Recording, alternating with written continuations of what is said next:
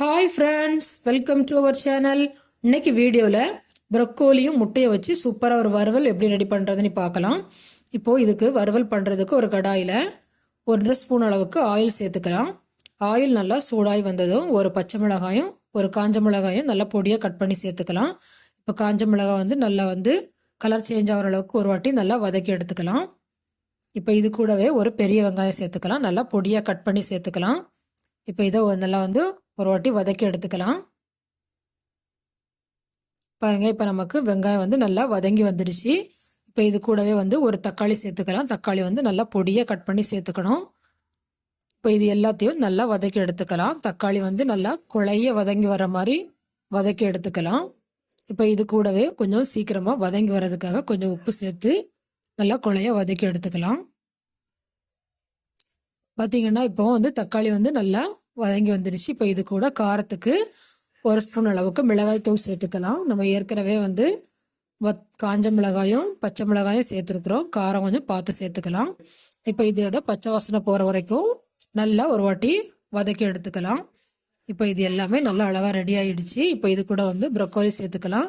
Broccoli ஒரு 10 நிமிஷம் நம்ம சுடு தண்ணியில் ஊற வச்சு நல்லா வாஷ் பண்ணி எடுத்துக்கலாம். உப்பு போட்டு நல்லா 2 வாட்டி வாஷ் பண்ணி எடுத்து இப்போ இது கூட சேர்த்துக்கலாம். இப்போ இதை ஒரு 5 நிமிஷம் நல்லா வேக வச்சு எடுத்துக்கலாம். நல்லா ஒரு மூடி போட்டு ஒரு 5 நிமிஷம் நல்லா வேக வச்சு எடுத்துக்கலாம். நம்ம அப்பப்போ இதை கிளறி விட்டுக்கணும், இல்லைன்னா சீக்கிரமாக அடி பிடிச்சிக்கும். நம்ம மூடி போட்டுட்டு அப்பப்போ நல்லா கிளறி கொடுத்துக்கிட்டே இருக்கணும். பாருங்கள், இப்போ நமக்கு இதெல்லாம் நல்லா வெந்து சூப்பராக ரெடியாகி வந்துடுச்சு. இப்போ இதில் நம்ம முட்டை சேர்த்துக்கலாம். நான் இன்றைக்கி ஒரு 3 முட்டை எடுத்துருக்கிறேன். இந்த 3 முட்டையை இதில் சேர்த்துக்கலாம்.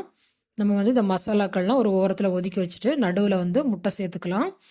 முட்டையை நல்லா உப்பெல்லாம் சேர்த்து நல்லா கலக்கி எடுத்து கொஞ்சம் வெந்து வர வரைக்கும் நம்ம நடுவில் கலக்கி எடுத்துக்கலாம்.